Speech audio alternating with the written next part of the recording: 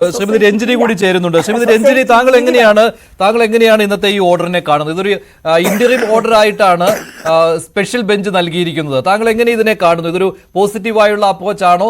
ഇത് സർക്കാർ ഇതുവരെ പറഞ്ഞ കാര്യങ്ങൾ അതിനെ പൂർണ്ണമായിട്ടും തള്ളിക്കളയുന്ന രീതിയിലുള്ളതാണോ? താങ്കളുടെ ഒരു നിരീക്ഷണം ഇക്കാര്യത്തിൽ എങ്ങനെയാണ്? എനിക്ക് ഇന്ന് വളരെ സന്തോഷമുണ്ട്. കാരണം ഞാൻ കോടതിയെ അപ്രോച്ച് ചെയ്തല്ലോ 16th പിന്നെ 19th എന്റെ കേസ് ഇതായി. ബിക്കോസ് ഞാൻ എന്റെ വാദം ചോദിച്ചത് ഇത് തന്നെ.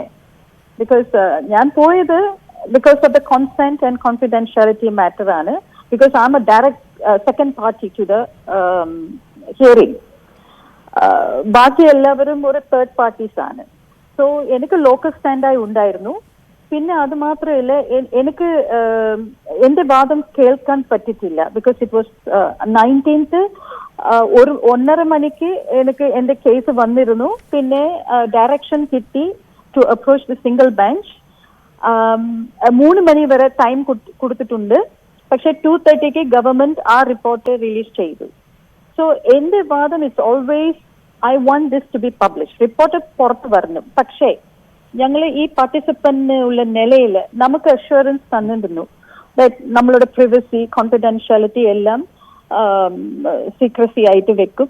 പിന്നെ ഒരു പ്രൊട്ടക്ഷൻ ഉണ്ടാവും. സോ അത് പേടിക്കേണ്ട ആവശ്യമില്ല. അങ്ങനെയാണ് ഞങ്ങൾ അഷ്വറൻസ് കരുതിയാണ് ഞങ്ങൾ അവിടെ പോയത്. നമ്മളുടെ സ്റ്റേറ്റ്മെന്റ്സ് അവിടെ കൊടുത്തിരുന്നു. പക്ഷെ ഇത് പെട്ടെന്ന് ഫുള്ളായിട്ട് ഇത് പബ്ലിക് ഡൊമൈനിൽ വരുമ്പോൾ എല്ലാവർക്കും ഒരു പേടി ഉണ്ടായിരുന്നു. ഞാൻ പോയത് കാരണം ബിക്കോസ് WCCO അല്ലെങ്കിൽ വുമൻ കമ്മീഷണറോ ഇവർ 2 പേരും കോൺസെന്റ് ഫോർ ദ പാർട്ടിസിപ്പൻസിന്റെ നിലയിൽ ആരും അവിടെ സംസാരിച്ചിട്ടില്ല. ആ പെറ്റീഷനിൽ ആ വാക്ക് തന്നെ ഇല്ല.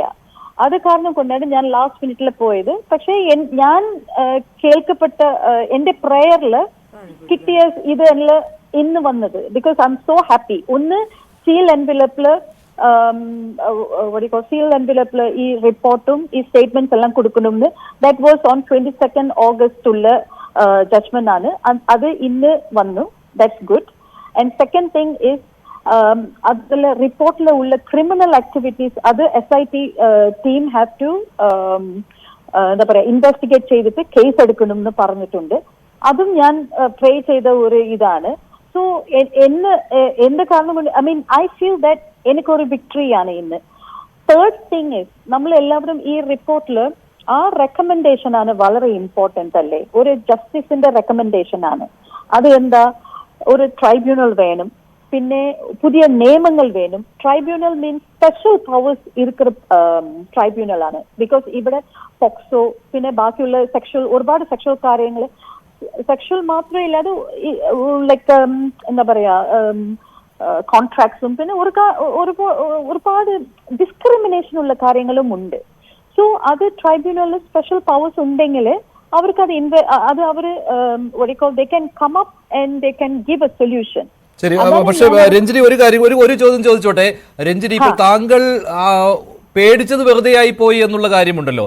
താങ്കൾ കോടതിയെ സമീപിച്ചത് തന്നെ ഈ കോൺഫിഡൻഷ്യാലിറ്റി അത് ഉറപ്പുവരുത്തണം എന്നതിന് വേണ്ടിയാണല്ലോ. ഈ ഉത്തരവിലൊക്കെ കോടതി കൃത്യമായിട്ട് പറയുന്നുണ്ട് അത് ഉറപ്പുവരുത്തണമെന്ന് SITക്ക് പോലും നിർദ്ദേശം കൊടുത്തിട്ടുണ്ട്. പക്ഷേ അങ്ങനെ ഒരു കോടതിയെ സമീപിക്കുന്നതിന്റെ ആവശ്യം ഇവിടെ ഉണ്ടായിരുന്നോ? കോടതിക്ക് തന്നെ അത് ബോധ്യമുള്ളതാണ്. കാരണം പല നിയമങ്ങളും ഇക്കാര്യത്തിലുണ്ട്, ഈ രഹസ്യാത്മകത സൂക്ഷിക്കണം എന്നുള്ളത്. പക്ഷെ ഇവിടെ ഏറ്റവും പ്രധാനമായിട്ടുള്ളത് ഇതിലൊരു അന്വേഷണം നടത്താതെ സർക്കാർ ഈ റിപ്പോർട്ട് അവരുടെ കയ്യിൽ തന്നെ വെച്ചിരുന്നു എന്നുള്ളതാണല്ലോ. അതിനുവേണ്ടി പക്ഷേ താങ്കളും പോയിരുന്നില്ല. ഈ റിപ്പോർട്ട് പുറത്ത് വരാതിരിക്കുന്നതിന് വേണ്ടിയാണ് അവസാന നിമിഷം പോയത്. അങ്ങനെ ഒരു ക്രിറ്റിസിസം താങ്കൾക്കെതിരെയും ഉണ്ടായല്ലോ.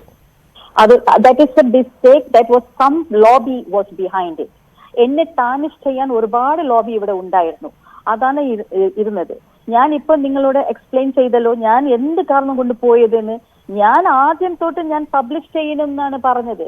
കുറെ പേര് എന്റെ എന്താ പറയാ ഒരുപാട് ആൾക്കാരെ പബ്ലിഷ് ചെയ്യണ്ട, പാർട്ടിസിപ്പന്റ് തന്നെ അതിൽ പറഞ്ഞിരുന്നു പബ്ലിഷ് ചെയ്യണ്ട. ഫ്രം ദ ബിഗിനിങ് ഞാൻ പബ്ലിഷ് ചെയ്യുമെന്നാണ് പറയുന്നത്.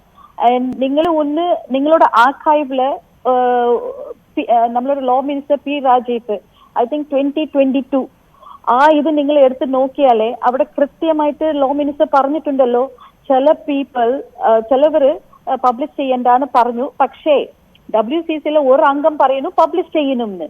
അവിടെ തന്നെ നിങ്ങൾക്ക് ഒരു എന്താ പറയാ ഒരു ഇത് കിട്ടിയല്ലേ, ആൻസർ കിട്ടിയല്ലേ.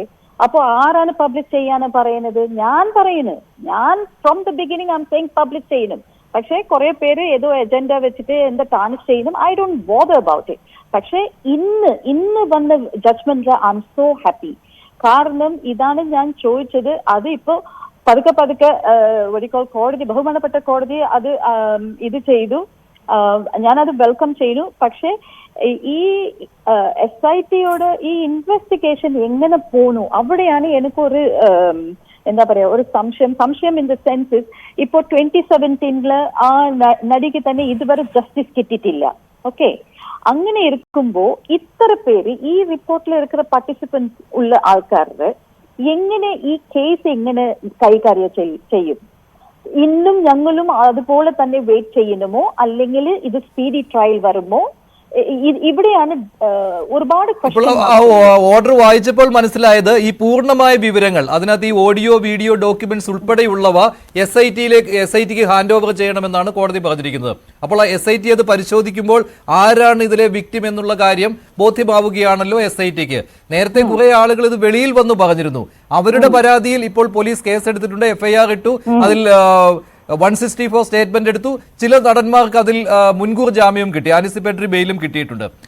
അപ്പോൾ ഈ റിപ്പോർട്ട് പൂർണ്ണമായിട്ടും SIT കിട്ടുമ്പോൾ ആ വിക്ടിംസിനെ SITക്ക് ബോധ്യമാവുന്നതാണല്ലോ. അപ്പോൾ അവരിൽ നിന്ന് പരാതി ഇല്ലെങ്കിൽ, കംപ്ലൈന്റ് ഉണ്ടെങ്കിൽ അതിൽ FIR ഇടുക എന്നുള്ളതായിരിക്കുമല്ലോ സ്വാഭാവികമായിട്ടും അടുത്ത സ്റ്റെപ്പ് എന്ന് പറയുന്നത്. അത് ലെറ്റ് വിക്ടിംസ് ഡിസൈഡ് അല്ലേ, അവർക്കല്ലേ ഇത് കൊടുക്കേണ്ടത്. They have the right. അവർക്കല്ലേ പെർസ്യൂ ചെയ്യണമോ ഇല്ലയോ? ഒരുപാട് പേർക്ക് പെർസ്യൂ ചെയ്യണമെന്ന് ഇഷ്ടമുണ്ട്. പക്ഷേ ഞാൻ നേരത്തെ പറഞ്ഞല്ലേ, ഈ 2017 ഉള്ള ഇൻസിഡന്റ് തന്നെ ഇതുവരെ ഒരുപാട് എത്ര വർഷങ്ങളായിട്ട് ആ ആക്ട്രസ് എന്റെ സിസ്റ്ററാണ് ഇത്രയ്ക്ക് കഷ്ടപ്പെടുന്നു. അതുപോലെ ജസ്റ്റിസ് നമുക്ക് ഉണ്ടാവോ ഇവിടെ? അത് പെട്ടെന്ന് സ്പീഡി ട്രയൽ ഉണ്ടെങ്കിൽ ഇസ് എ വെൽക്കമിങ് തിങ്. പക്ഷെ ഇപ്പൊ നമുക്ക് അറിയില്ല, നമ്മളും അതുപോലെ ചെയിൻ ഓഫ് ഇവന്റ്സ് പോലെ നമ്മൾ കാത്തിരിക്കുന്നു ഇല്ലയോന്നാണ്. And one more thing is ഇന്നത്തെ ഈ ഇതിലെയും ഞാൻ ഇംപ്ലീറ്റ് ചെയ്തിട്ടുണ്ട് ഈ കേസിൽ. ബിക്കോസ് ഐ വാണ്ട് ദിസ് ഒരു പെർപെട്രേറ്റേഴ്സ് ഒക്കെ justice they have to be punished. അതും ഞാൻ ഇംപ്ലീറ്റ് ചെയ്തിട്ടുണ്ട്. പിന്നെ അതില്ലാണ്ട് ഈ റെക്കമെൻഡേഷൻ, ഇനി കോൺക്ലേവ് നടത്തേണ്ട ആവശ്യമില്ല. ഒരു ജഡ്ജിന്റെ വാക്കാണ് അവിടെ എഴുതിയിരിക്കുന്നത്. ഹൈലി റെക്കമെൻഡഡ് ആണ്. ട്രൈബ്യൂണലും പിന്നെ ലോസ് ഹാവ് ടു ബി കുറച്ച് അമെൻഡ്മെന്റ് ചെയ്യുന്ന ഒരു ലോസ് ഉണ്ട്. ഇതെല്ലാം നടപ്പാക്കാമല്ലോ ഗവൺമെന്റ്. ഞാൻ അതാണ് ലുക്കിംഗ് ഫോർവേഡ് ആണ്. നമ്മളുടെ ഗവൺമെന്റ് അറ്റ്ലീസ്റ്റ് ഇത്ര വർഷങ്ങൾ പൂർത്തിവെച്ചു, ഓക്കെ ഫൈൻ.